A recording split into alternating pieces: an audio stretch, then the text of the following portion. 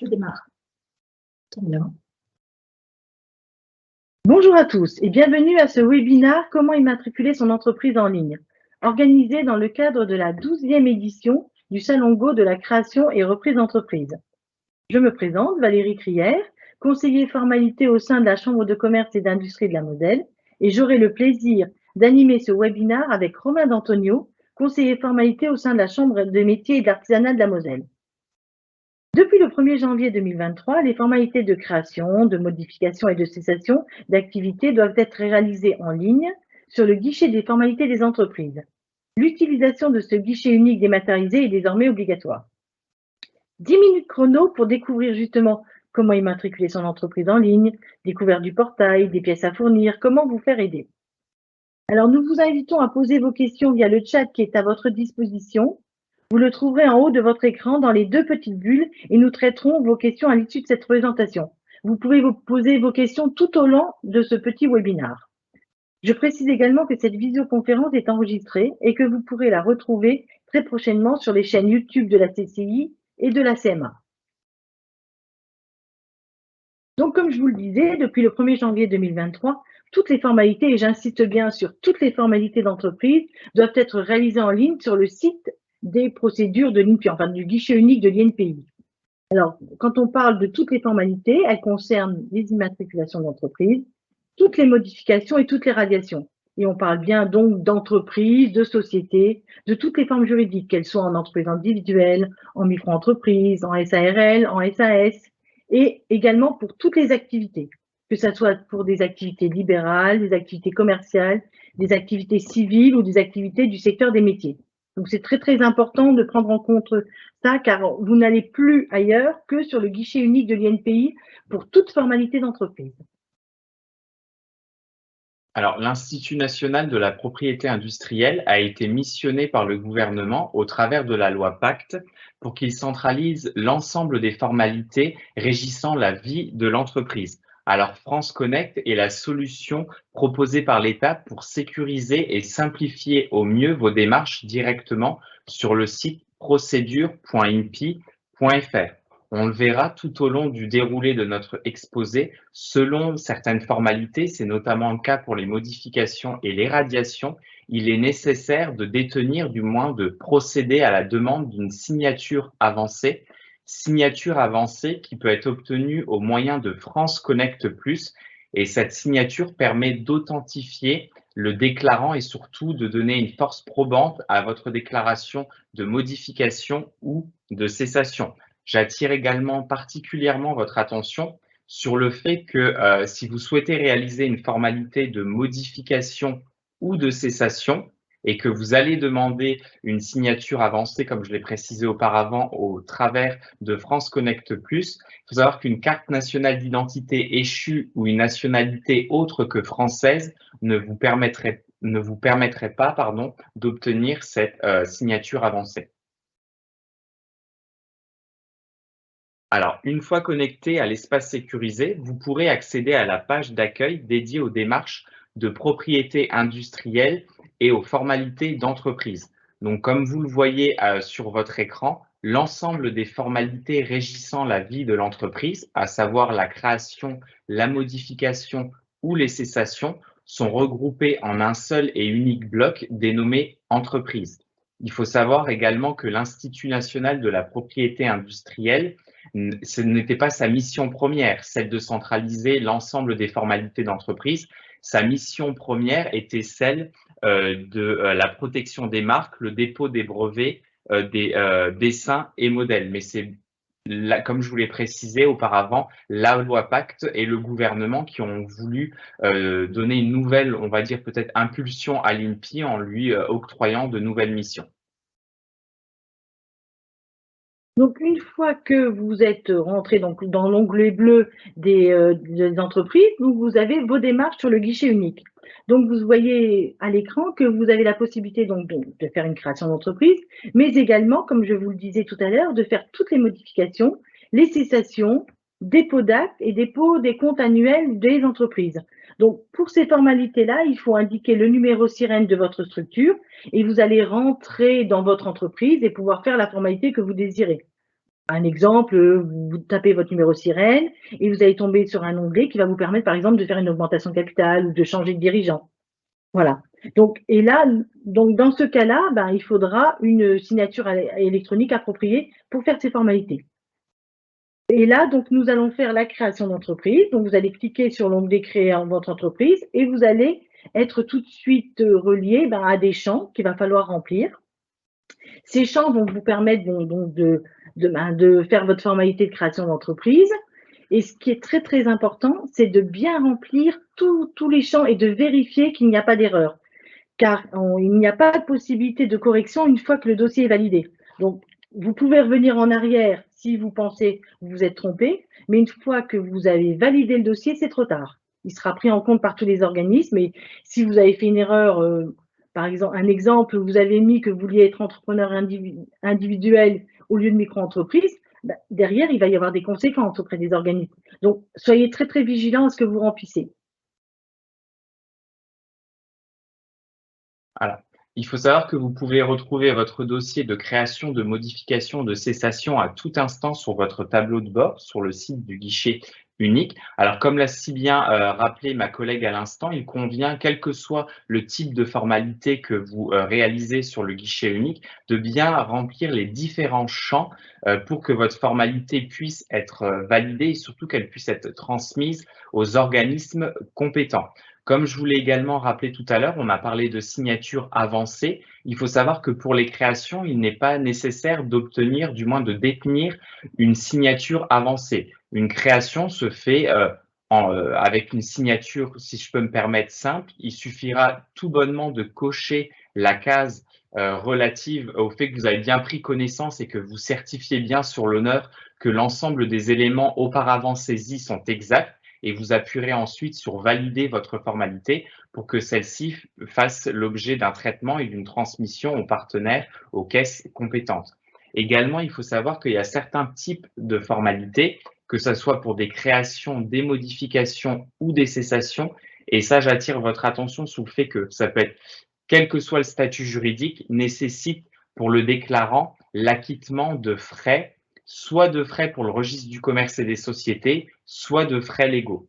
Et ça, si vous avez des questions éventuelles sur les frais légaux ou les frais pour le registre du commerce et des sociétés, vous pouvez bien évidemment prendre contact avec la CCI de Moselle ou la chambre de métier. Vous aurez toujours quelqu'un qui pourra vous aiguiller et vous apporter des informations quant à ces frais.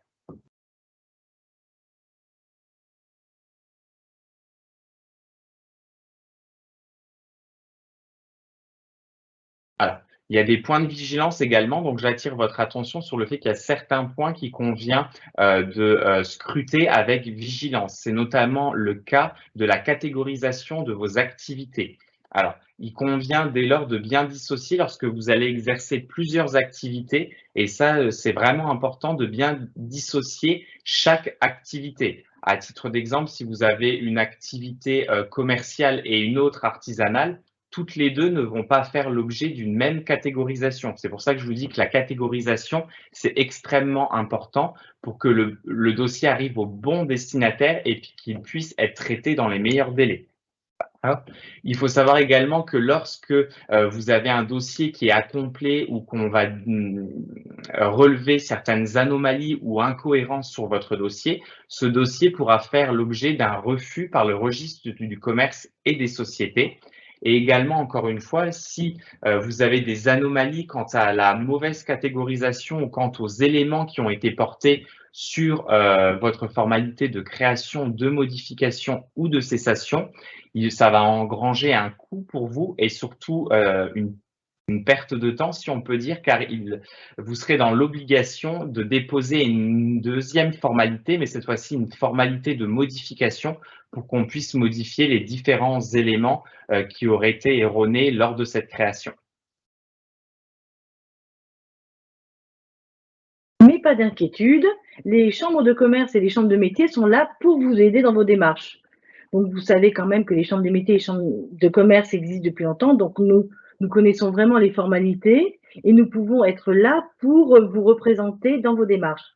Donc, concernant la chambre de commerce, donc on va vous établir un devis pour le tarif de la formalité qu'on va vous transmettre. Si vous acceptez le devis, on va vous allez faire un transfert de responsabilité de votre dossier vers nous, enfin de vous à nous, et nous allons donc pouvoir vérifier les pièces, vous recevoir en rendez-vous, et c'est nous qui allons traiter le dossier sur le guichet unique de l'INPI.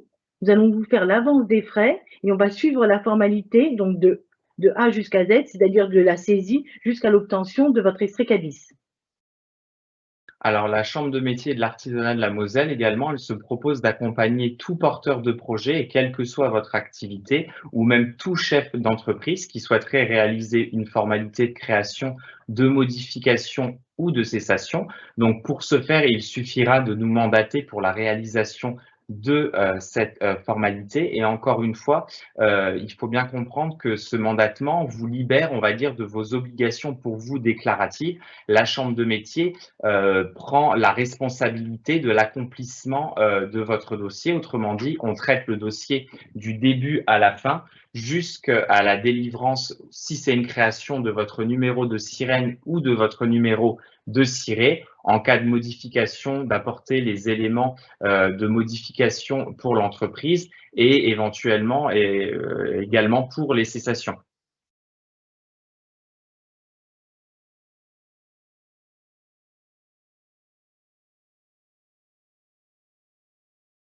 Alors, vous pouvez contacter les services de la Chambre de métier du lundi au vendredi de 8h à 18h au 30 06. Donc, c'est facile pour vous de retenir, c'est en 4 chiffres, le 30 06. Comme je vous dis, vous pouvez faire appel à nos experts en formalité qui se feront un plaisir de vous répondre et un plaisir de vous accompagner pour toutes les formalités et quel que soit votre projet dans le cadre d'une création ou même d'une modification ou d'une cessation d'activité. Et n'hésitez pas à prendre contact avec nous, donc soit directement par téléphone au 30 06, soit éventuellement directement en accueil physique dans nos locaux. Donc, on a 4 pôles sur le département de la Moselle, à Metz, Thionville, Forbach et Sarrebourg. Vous aurez toujours une oreille attentive pour vous écouter. Et il faut bien comprendre que tous ces rendez-vous liés à la création, la modification ou la cessation d'activité sont des rendez-vous personnalisés et individualisés pour répondre au mieux aux besoins du porteur de projet ou du chef d'entreprise.